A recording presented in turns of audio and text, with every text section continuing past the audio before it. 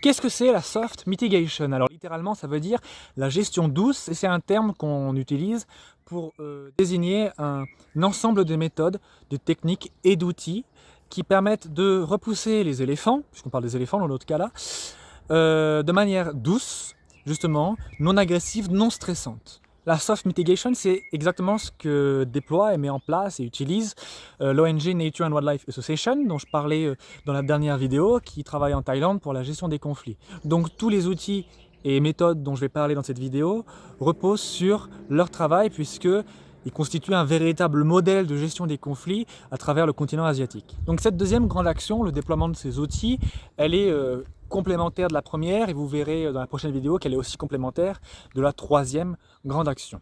Pour contextualiser un petit peu, aujourd'hui les habitants et les volontaires, les gardes à Peusangan, ils utilisent des méthodes qui sont agressives. Pour repousser les éléphants, ils les effraient, ils utilisent des feux d'artifice, des pétards. Certains agriculteurs, eux, exaspérés, vont plus loin et empoisonnent les fruits et les légumes, où ils sortent le fusil directement. Et donc c'est une sorte de cercle vicieux d'agressivité qui se développe entre les éléphants et les humains. C'est-à-dire que les humains sont très agressifs, donc les éléphants deviennent agressifs aussi, et il y a deux réactions en fait. Soit ils s'enfuient, mais en panique, en courant, et ils provoquent encore plus de dégâts et ils deviennent dangereux, donc ils peuvent ils peuvent blesser quelqu'un. Soit la deuxième réaction, c'est qu'ils chargent, ils attaquent, et donc là aussi, ils blessent, voire tuent des habitants, des personnes.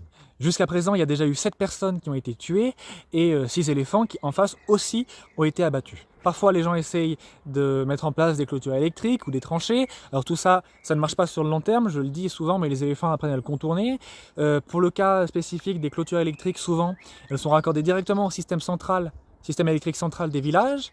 Donc ça devient des clôtures haute tension, qui sont dangereuses, qui sont létales pour les éléphants et aussi pour les habitants. Donc c'est une situation qui est particulièrement complexe. Ces fameux outils de soft mitigation, ce sont des outils qui sont avant tout faits main. On n'est pas du tout sur des outils high-tech. Pourquoi? Parce que on est au cœur de Sumatra, au cœur de la jungle. Donc les outils high-tech, ils tombent facilement en panne, rapidement en panne, et on ne peut pas les réparer, puisque ça nécessite des composants qui sont très difficiles à aller chercher. Ajoutons à cela que c'est souvent très difficile de s'en servir, donc globalement sur le terrain, ce n'est pas efficace parce que ce n'est pas utilisable pour repousser les éléphants. Donc si on vous parle de ces outils hyper développés high-tech, en fait c'est complètement déconnecté de la réalité de terrain. Il faut être pragmatique et concret. C'est justement dans cette vision-là que s'inscrivent les outils de soft mitigation et donc ces outils artisanaux. En fait, les outils les plus efficaces sont souvent ceux qui sont le plus faciles à réaliser. Il faut bien comprendre que chaque éléphant est sensible à différentes choses. Il y a des éléphants qui ont peur de la lumière, d'autres des sons. Et donc la façon la plus efficace de repousser ces animaux, c'est d'aller jouer sur ces sensibilités-là et sur ces peurs-là, sans pour autant stresser les animaux.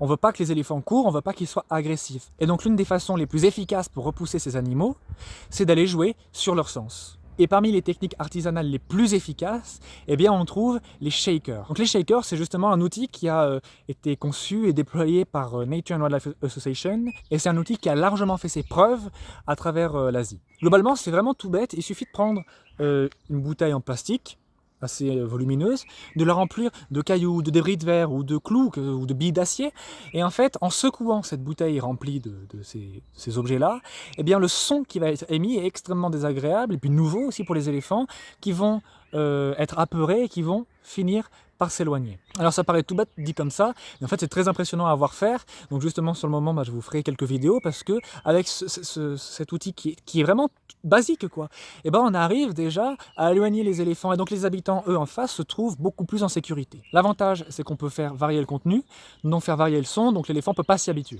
Là où a été déployé cet outil, on a observé un véritable changement de comportement et chez les éléphants et chez les humains. Les éléphants ont appris à s'éloigner sans stresser, sans courir, donc il n'y a plus de danger. Et en face, les habitants se sont sentis beaucoup plus en sécurité et ils ont commencé eux aussi à être moins agressifs et à prendre le temps. Ça c'est une notion, prendre le temps, qui est importante en fait, parce que bien souvent, les personnes qui sont face aux éléphants essaient de s'en débarrasser le plus vite possible. C'est pour ça aussi qu'ils utilisent les méthodes agressives, parce que c'est rapide et que les éléphants partent de suite. Toutefois, ça n'a pas d'efficacité à long terme. Et en parallèle, on va aussi déployer une application téléphone qui s'appelle HEC Alert, qui a été mis en place, qui a été aussi conçu, développé par Nature and Wildlife Association, et qui est un vrai bijou de gestion des conflits, puisque tout le monde peut le télécharger et c'est très facile d'utilisation. Et le principe, c'est que lorsque quelqu'un voit un éléphant autour de chez lui, ouais, il peut faire un signalement, le reporter facilement sur l'application, et toutes les personnes dans un rayon de 25 km reçoivent une alerte et sont donc au courant qu'il y a des éléphants dans la région et peuvent se mettre en sécurité. Et l'avantage de ces outils, c'est que, vous l'avez vu, c'est artisanal, donc ça a un coût qui est très faible, avec toutefois une efficacité qui est redoutable. Donc je vous invite justement à aller consulter aussi les réseaux et le site internet de Nature and Wildlife Association, déjà parce que c'est une ONG qui nous aide beaucoup, et puis parce que vous voyez que les outils justement sont inspirés directement de leur travail. L'idée, c'est que ces outils, ils soient apportés aux gardes, aux volontaires qui font les patrouilles dont je parlais dans la dernière vidéo, et qu'ils soient aussi apportés aux villageois, et donc ça c'est en lien avec la troisième et dernière grande action de notre travail avec Arapan. A savoir que dans la dernière vidéo, je parlais de l'équipement qu'on allait apporter aux gardes, les talkie-walkie, les lampes frontales et autres outils pour aller en forêt. Ça fait partie de cette deuxième grande action. J'en ai parlé dans la première parce que c'est directement en lien avec la première, mais ça fait partie de ces outils de dissuasion qu'on va apporter sur place. Et donc ça a un coût bien sûr qui est un peu plus important que les outils artisanaux.